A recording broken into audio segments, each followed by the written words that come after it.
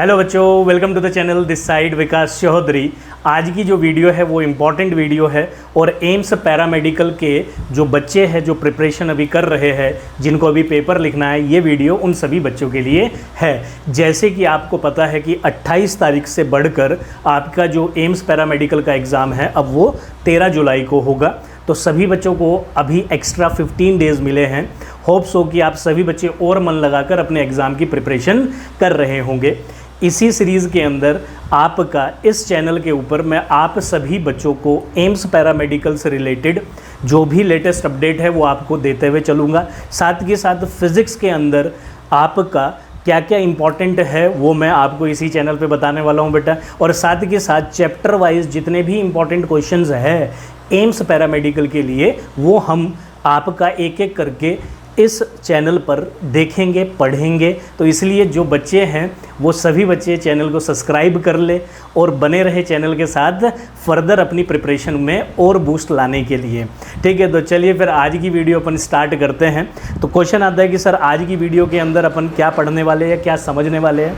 तो आज की वीडियो के अंदर बेटा मैं आपको बताऊँगा कि एम्स पैरामेडिकल 2024, 23 और 22 के अंदर किस चैप्टर में से किस टॉपिक के ऊपर क्वेश्चंस पूछे गए हैं। साथ ही साथ आपको मैं बताऊंगा कि किन फॉर्मूलाज पर क्वेश्चन पूछे गए हैं और आपका 23 और 24 में किस चैप्टर से कितने क्वेश्चन पूछे गए हैं। तो ये आज हमारी वीडियो का आपका टॉपिक रहेगा। तो चलिए बेटा फिर वीडियो को स्टार्ट करते हैं।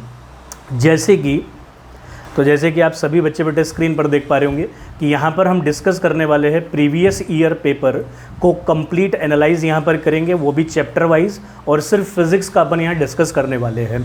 तो देखते बेटा जो पहला चैप्टर है आपका यूनिट एंड डायमेंशन। तो यूनिट एंड डायमेंशन में और मेजरमेंट, ठीक है, तो पूरा चैप्टर आपका कौन सा हुआ, unit and dimension plus measurement.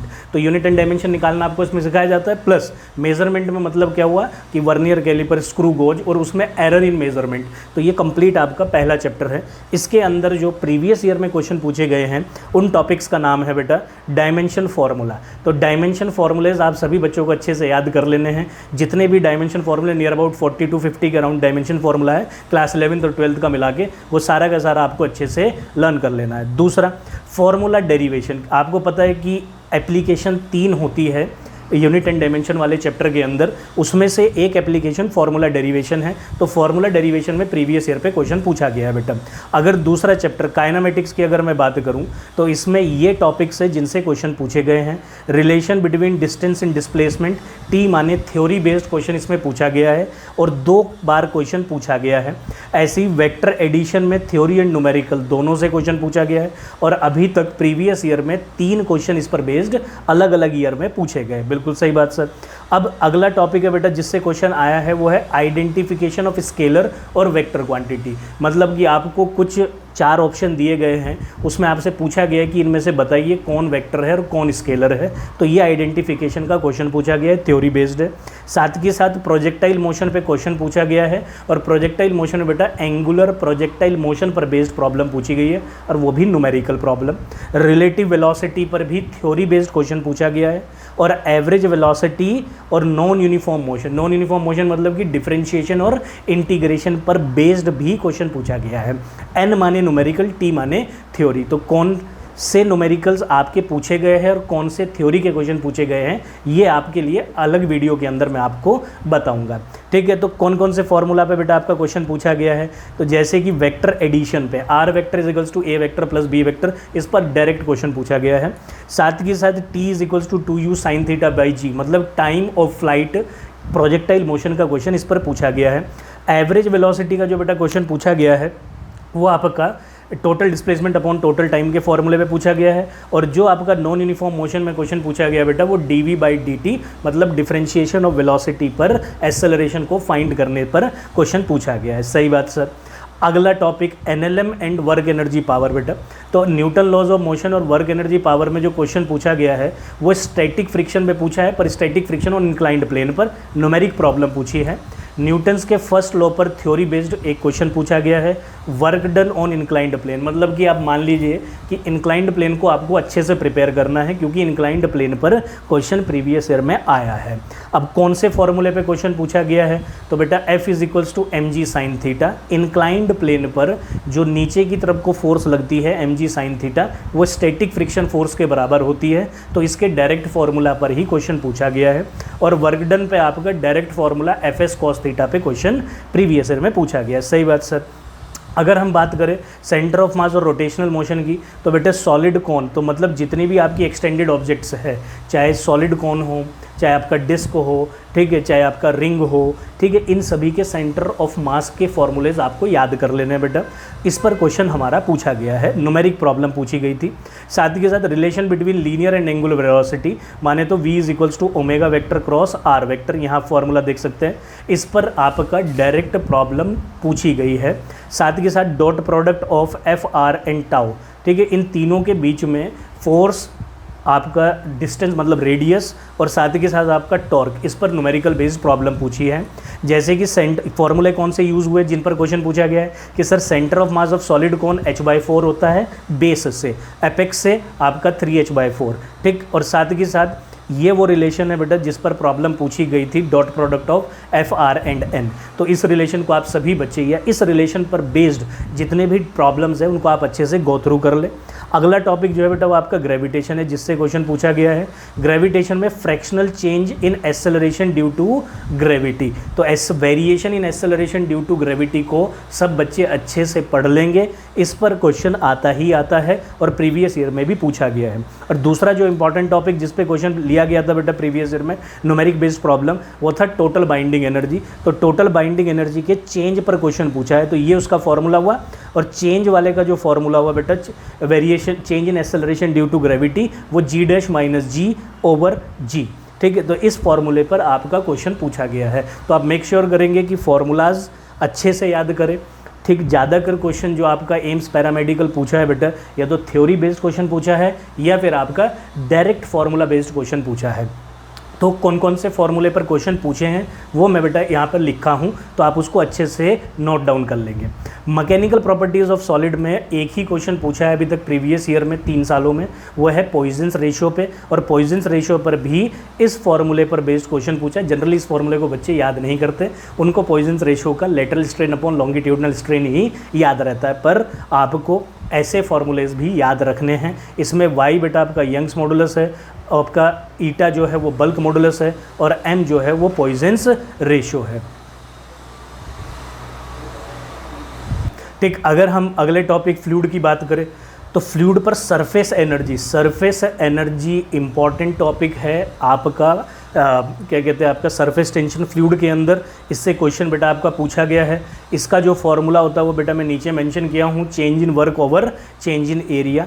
E flux velocity, generally बच्चों को ई फ्लक्स वेलोसिटी पर √2gh का फॉर्मूला याद रहता है, नहीं। इस पर जो फॉर्मूला बेटा आपका यूज़ किया गया है, जिस पर क्वेश्चन पूछा गया है, ½ρv² is equals to total pressure. तो आप इस फॉर्मूले को भी अच्छे से याद रखेंगे। न्यूमेरिकल बेस्ड प्रॉब्लम है दोनों पर। बर्नौलीज थ्योरम पर थ्योरी का क्वेश्चन पूछा गया है। और कोहेसिव फोर्स, एडहेसिव फोर्स, तो सब बच्चे जो है कैपिलरिटी को अच्छे से रिवाइज कर लेंगे। इस पर भी आपके क्वेश्चन प्रीवियस ईयर में पूछे गए। तो मतलब आप मान सकते हैं प्रीवियस ईयर के हिसाब से ये वो टॉपिक्स है जो इंपॉर्टेंट है और ये वो फॉर्मूलाज है जो इंपॉर्टेंट है। थर्मल फिजिक्स की अगर मैं बेटा बात करूँ तो थर्मल फिजिक्स में थर्मल एक्सपेंशन पर क्वेश्चन पूछा है कैविटी पर बेस्ड। किस पर?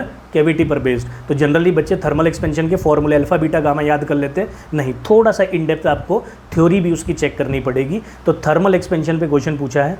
थर्मल कंडक्शन पर थ्योरी बेस्ड 2 प्रॉब्लम पूछी है। थर्मल कंडक्शन पर ध्यान देंगे बेटा, थर्मल कंडक्शन पर। और थर्मल कंडक्शन पर ही एक क्वेश्चन पूछा है analogy of temperature change as potential. ठीक, मतलब कि जो काम पोटेंशियल का है वही काम आपका थर्मल फिजिक्स या कंडक्शन के अंदर कौन करके देता है, तो वो है टेम्परेचर डिफरेंस। तो एनालॉगी पर बेस्ड भी क्वेश्चन आपका पूछा है। और हीट एनर्जी की डेफिनेशन पर थ्योरी बेस्ड क्वेश्चन बेटा आपका इसमें पूछा है। जैसे कि आप देख पा रहे होंगे कि थर्मल फिजिक्स में सारे के सारे क्वेश्चन थ्योरी बेस्ड थे, तो इसमें कोई फार्मूला आपका यूज़ नहीं हुआ। थर्मोडायनेमिक्स एंड केटीजी में क्या पूछा है सर कि बेटा थर्मोडायनेमिक्स में टॉपिक्स में लिखा हूँ यहाँ पे रूट मीन स्क्वायर वेलोसिटी अच्छे से याद कर लेंगे बेटा। उसका फॉर्मूला हमारा √3RT बाय मॉलिक्यूलर मास होता है। फर्स्ट लॉ ऑफ थर्मोडायनेमिक्स में न्यूमेरिकल भी पूछा है एक पेपर में और एक पेपर में थ्योरी बेस्ड, मतलब कि ये टॉपिक इंपॉर्टेंट हुआ। ठीक। और फर्स्ट लॉ ऑफ थर्मोडायनेमिक्स का फॉर्मूला क्या होता है, heat energy is equals to change in internal energy plus work done. और आइडियल गैस इक्वेशन, मतलब ये केटीजी का टॉपिक है, आइडियल गैस इक्वेशन की जितनी भी डिफरेंट फॉर्म्स है, ठीक है, PV is equals to nRT, PV is equals to kBT, ठीक है, तो ये सब आप अच्छे से याद कर लेंगे। इस पर बेस्ड आपका न्यूमेरिक प्रॉब्लम पूछी गई है बेटा। आगे चलते हैं एसएचएम एंड वेव में। तो एसएचएम वेव के अंदर potential energy and total energy के रिलेशन पर क्वेश्चन पूछा है। पोटेंशियल एनर्जी का फॉर्मूला क्या होता है बेटा, ये लिखा हुआ नीचे, half m omega square x, और साथ में टोटल एनर्जी का फॉर्मूला क्या होता है, हाफ एम ओमेगा स्क्वायर ए स्क्वायर। सिमिलरली आप काइनेटिक एनर्जी का भी याद कर लेंगे, क्योंकि इस पर प्रोबेबिलिटी ऑफ क्वेश्चन हाई है। Properties of propagation of wave in a medium, तो इस पर थ्योरी बेस्ड क्वेश्चन है। जब वेव एक मीडियम से पास करती है, ठीक है, ध्यान से समझ लो बेटा सारी बातें, जब वेव किसी एक मीडियम से पास करती है तो क्वेश्चन पूछा गया है कि कौन सी चीज़ उसमें चेंज नहीं करती, तो आंसर है फ्रीक्वेंसी। तो ये बेसिक चीज़ें हैं जिनको आपने पढ़ के चलना है, ठीक है। क्लास 11th में यही टॉपिक्स है जिनसे प्रॉब्लम आई है प्रीवियस ईयर 24, 23 और 22। तो 3 ईयर के पेपर का एनालिसिस बेटा मैं आपका लिखा हूँ यहाँ पे। अगर मैं इलेक्ट्रोस्टैट से बात करूं, जैसे कि आप देख पा रहे हैं कि इलेक्ट्रोस्टैट एक इंपॉर्टेंट टॉपिक है और खूब सारे क्वेश्चन इससे प्रीवियस ईयर में पूछे गए हैं। कौन कौन से, sir work done by electric dipole, बिल्कुल आपको ध्यान रखना है, ये नीचे फॉर्मूला है बेटा इसका, जिन बच्चों को नहीं पता तो वो नोट डाउन कर लेंगे, ठीक है। पीई cos θ1 माइनस cos θ2, साथ के साथ वर्क डन के अलावा डाइपोल की पोटेंशियल एनर्जी और टॉर्क को भी आप अच्छे से याद कर लेंगे। साथ में electric field at charge sphere, solid sphere पर भी क्वेश्चन पूछा है और होलो स्फेयर पर भी पूछा है। न्यूमेरिक बेस्ड प्रॉब्लम है और 2 क्वेश्चन, मतलब कि 2 ईयर में इसका क्वेश्चन पूछा गया है। Force experienced bye a charge in electric field, theory based question है बेटा, कि इलेक्ट्रिक फील्ड के अंदर अगर हम किसी चार्ज को रख देते हैं तो उस पर कितनी फोर्स लगेगी, ये क्वेश्चन आपका प्रीवियस में पूछा है। आप सब बच्चों को पता है फोर्स का फॉर्मूला जो होता है वो Q × E होता है, ठीक है। तो इसी पर बेस्ड आपका डायरेक्ट क्वेश्चन है। Electric field due to a charge sheet, तो charge sheet, thin infinite charge sheet, इस पर न्यूमेरिकल बेस्ड प्रॉब्लम पूछी है। तो उसका फॉर्मूला σ/2 एप्सिलॉन नॉट होता है, ठीक है। तो ये यहाँ पर मैं उसका फॉर्मूला लिखा हूँ बेटा। तो नीचे आपको फॉर्मूलाज भी मैंने मेंशन किए हैं कि किन किन फॉर्मूला पे आपके क्वेश्चन पूछे हैं। सही बात सर। आगे, charge stored in parallel plate capacitor, तो पैरेलल प्लेट कैपेसिटर कितना चार्ज स्टोर करती है, इस पर न्यूमेरिकल बेस्ड आपका प्रॉब्लम पूछा गया है। कैपेसिटर की डेफिनेशन भी इंपॉर्टेंट है। तो कैपेसिटर की डेफिनेशन, मतलब देखो आप डेफिनेशन पे बेस्ड भी क्वेश्चंस हैं, तो डेफिनेशंस को भी आपने अच्छे से गो थ्रू करना है, क्या पता उसी में कोई क्वेश्चन आपका बन रहा हो वो आपके पेपर में आ जाए, ठीक है। तो जो बचे हुए दिन है बेटा, इसमें आपको यही और अच्छे से मेहनत करके चलना है। Energy stored bye capacitor, energy stored के 3 फॉर्मूले होते हैं कैपेसिटर के, हाफ CV², हाफ QV और हाफ Q²/। और आपका एक क्वेश्चन ये पूछा गया कि होलो स्फेयर के अंदर इलेक्ट्रिक फील्ड और पोटेंशियल में से कौन सी वैल्यू 0 होती है। तो आपको पता है कि चार्ज स्फेयर के आउटर सरफेस पर रिसाइड करता है, तो अंदर इलेक्ट्रिक फील्ड आपकी कितनी होती है बेटा, 0 होती है, और पोटेंशियल पूरी सरफेस पर कांस्टेंट होता है। तो इससे रिलेटेड भी आप अच्छे से प्रिपरेशन कर लेंगे। सही बात सर। और एनर्जी डेंसिटी का जो फॉर्मूला है बेटा मैं यहाँ लिखा हूँ, हाफ एप्सिलॉन नॉट E², इस पर बेस्ड भी आपका क्वेश्चन पूछा गया है। सही बात सर। करंट इलेक्ट्रिसिटी में से क्या पूछा है, तो ज़्यादा क्वेश्चन करंट इलेक्ट्रिसिटी में से प्रीवियस ईयर में नहीं आए हैं, सिर्फ और सिर्फ सेल पर बेस्ड आया है। उसका फॉर्मूला ऑलमोस्ट सभी बच्चों को पता रहता है, E/R+R। और property of wire used in resistance box, जैसे कि नाइक्रोम, कॉपर और आपका कोई दूसरा मेटल दिया था, इनमें से कौन से को हम एज अ रेजिस्टेंस बॉक्स में वायर की तरह यूज़ करते हैं। तो आंसर हुआ नाइक्रोम, जो कि निकल और मैं आपका क्रोमियम का क्या होता है, एलॉय होता है। उसकी कुछ प्रॉपर्टीज़ होती है, क्या क्या, कि भाई वो ऑक्सीडाइज नहीं होता है, उसकी रेजिस्टिविटी हाई होती है। तो ये प्रॉपर्टीज़ भी आपको हर मटेरियल के बारे में पता होनी चाहिए। इस पर बेस्ड आपका प्रीवियस ईयर में क्वेश्चन आया है। मैग्नेटिज्म की अगर मैं बात करूँ तो effect of rod, effect of iron rod inserted in solenoid, तो सोलेनॉइड के अंदर अगर हम रॉड को इंसर्ट करेंगे तो उससे आपका मैग्नेटिक फील्ड, करंट, इन सब चीज़ों पे क्या फ़र्क पड़ेगा। तो ये क्वेश्चन आपका पूछा है बेटा। प्रॉपर्टीज़ ऑफ मैग्नेटिक मटेरियल पर क्वेश्चन पूछा है, theory based. Conversion of galvanometer into voltmeter, साथ के साथ आप एमीटर का भी याद कर लेंगे। पर जो क्वेश्चन इस पे आया था बेटा वो थ्योरी बेस्ड प्रॉब्लम आई थी, तो आप गो थ्रू करके रखेंगे। Magnetic field due to a solenoid, तो सोलेनॉइड पे ज़्यादा क्वेश्चन आपका पूछा गया है और यहाँ पर आपके फॉर्मूले लिखे गए हैं बेटा। मैग्नेटिक फील्ड का फॉर्मूला होता है म्यू नॉट NI, तो इस पर बेस्ड आपका क्वेश्चन पूछा गया है। सही। अगर मैं आपका यहाँ पर बेटा बात करूँ EMI और AC की, तो EMI और AC पे जो क्वेश्चन पूछा गया है वो LCR सर्किट में किसी रजिस्टर के अक्रॉस कितना पोटेंशियल ड्रॉप हो रहा है उस पर बेस्ड क्वेश्चन पूछा है। इसके लिए कौन सा फॉर्मूला यूज़ होता है बेटा आपका, वो फॉर्मूला मैं यहाँ लिख दिया हूँ कि VL माइनस VC का होल स्क्वायर प्लस VR का होल स्क्वायर, तो ये फॉर्मूला इंपॉर्टेंट है। साथ के साथ आपका इसमें पूछा गया है सीरीज़ LCR सर्किट जो है वो एक्सेप्टर की तरह काम करता है या रिजेक्टर की तरह, तो आपको ध्यान रखना है कि LCR सर्किट जो सीरीज़ में जुड़ा होता है वो एक्सेप्टर की तरह काम करता है, मतलब अपने अंदर से करंट को पास होने को अलाउ करता है और लो रेजिस्टेंस आपका ऑफर करता है रेजोनेटिंग कंडीशन पर। वहीं पर अगर पैरेलल में LCR सर्किट को जोड़ दिया जाएगा तो वो रिजेक्टर की तरह काम करेगा, हाई रेजिस्टेंस ऑफर करेगा। फ्रीक्वेंसी चेंज इन 1 रेवोल्यूशन, ठीक है, तो मतलब कि एक रेवोल्यूशन के अंदर जब हम किसी आपका कोयल को रोटेट करेंगे तो उसमें एक रोटेशन के अंदर फ्रीक्वेंसी में कितनी बार चेंज होगा, तो इससे रिलेटेड आपका क्वेश्चन पूछा गया है और ये फॉर्मूलाज है जिस पर आपके क्वेश्चन आए हैं। रे ऑप्टिक्स की अगर मैं बात करूं बेटा, तो मैग्निफिकेशन ऑफ लेंस, नीचे फॉर्मूला लिखा है V/U और साथ के साथ आपका lens formula that is 1/V minus 1/U। Refractive index का रिलेशन वेवलेंथ के साथ यहाँ पर बेटा मैं लिख दिया हूँ, ये वो फॉर्मूला है जिस पर आपका क्वेश्चन पूछा गया, lambda air over lambda in medium. Formation of rainbow theory based question और क्रिटिकल एंगल मतलब टोटल इंटरनल रिफ्लेक्शन भी आपका टॉपिक इंपॉर्टेंट है रे ऑप्टिक्स के अंदर। वेव ऑप्टिक्स की अगर मैं बात करूँ बेटा, तो फ्रिंज विड्थ पर कई बार क्वेश्चन पूछे गए हैं, तो फ्रिंज विड्थ सबसे इंपॉर्टेंट है और फ्रिंज विड्थ का जो फॉर्मूला है बेटा वो है d लैम्डा बाई d, तो आप इसको अच्छे से याद रखेंगे। सिंगल स्लिट एक्सपेरिमेंट पर क्वेश्चन पूछा गया, मतलब डिफ्रैक्शन के अंदर आपका सिंगल स्लिट ही होता है और वो इंपॉर्टेंट टॉपिक है, तो उसका जो फॉर्मूला होता है theta is equals to lambda by a, तो ये आपका उसका फॉर्मूला हुआ। एंगुलर सेपरेशन इन YDSC, ठीक है, ये जनरली बच्चे याद नहीं करते हैं, तो आप सब बच्चों को ये याद करके जाना है कि भाई एंगुलर सेपरेशन का जो फॉर्मूला है बेटा वो क्या रहता है। एंगुलर सेपरेशन का फॉर्मूला है sine theta is equals to n lambda by a, क्योंकि सब बच्चों को जनरली जो है वो लीनियर डिस्टेंस के बारे में पता होता है, आपको साथ के साथ उसका एंगुलर डिस्टेंस को भी याद रखना है। और इंटेंसिटी कितनी है YDSC के अंदर, अगर दो लाइट रेज एक पॉइंट पर आकर सुपर इम्पोज करती है तो उसका जनरल फार्मूला भी याद रखना है बेटा। और YDSC के अंदर जो फार्मूला होता है 4I0 cos स्क्वायर 5/2, वो भी आप बच्चों को याद रखना है। अगर हम dual nature of light atom और न्यूक्लियाई की मैं बात करूं तो इसमें रेडियो एक्टिविटी प्रिंसिपल पर theory based question, pair production पे, क्वार्क कॉम्पोजिशन, इसको भी अच्छे से पढ़ लेना बेटा। क्वार्क कॉम्पोजिशन पे भी क्वेश्चन पूछा है कि अप क्वार्क और डाउन क्वार्क कितने होते हैं प्रोटॉन इलेक्ट्रॉन की फॉर्मेशन के अंदर।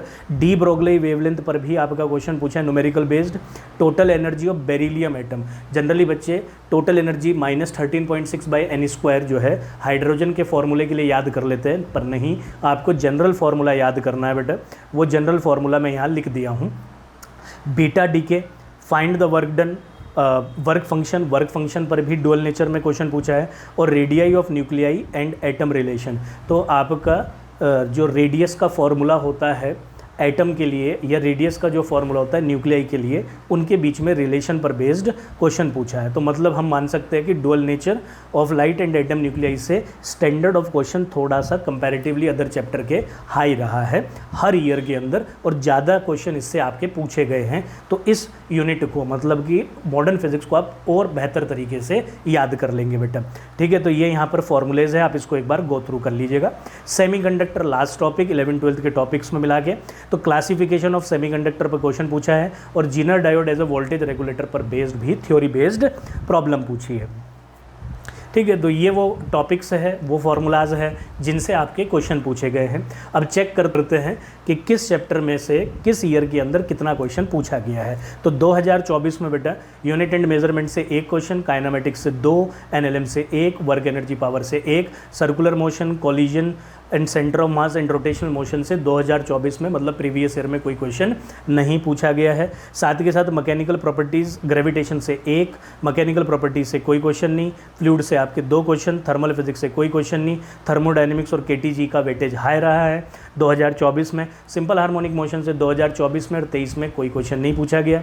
वेव से 1, इलेक्ट्रोस्टैट हाई वेटेज टॉपिक है, तो काइनेमेटिक्स, इलेक्ट्रोस्टैट और मॉडर्न फिजिक्स। रिपीट कर देता हूँ बेटा, काइनेमेटिक्स, इलेक्ट्रोस्टैट्स और मॉडर्न फिजिक्स, ये वो टॉपिक्स है जिनका वेटेज हाई रहता है प्रीवियस ईयर के पेपर के हिसाब से, मोस्ट प्रोबेबली इस बार भी रहेगा। इलेक्ट्रिसिटी से 1 क्वेश्चन, मैग्नेटिज्म से 1 क्वेश्चन, ईएमआई से 1 क्वेश्चन, एसी से 1, रे ऑप्टिक्स और वेव ऑप्टिक्स से 2-2 क्वेश्चन प्रीवियस ईयर में, डुअल नेचर से 1। अगर आप यहाँ पूरे का वेटेज देखेंगे तो ये आपके 6 क्वेश्चन के आसपास बनते हैं, जो कि आपके dual nature, atom, nucleus, semiconductor और इलेक्ट्रोमैग्नेटिक वेव से पूछे हैं।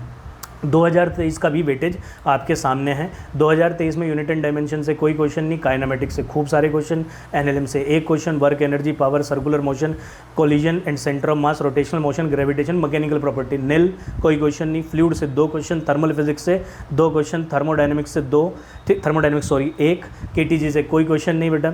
एसएचएम वेव निल, कोई क्वेश्चन नहीं। इलेक्ट्रोस्टैट का वेटेज यहाँ भी देख लीजिए हाई रहा है। इलेक्ट्रोस्टैट, मैग्नेटिज्म से 1-1 क्वेश्चन, एसी और रे ऑप्टिक्स को मिलाकर 3 क्वेश्चन।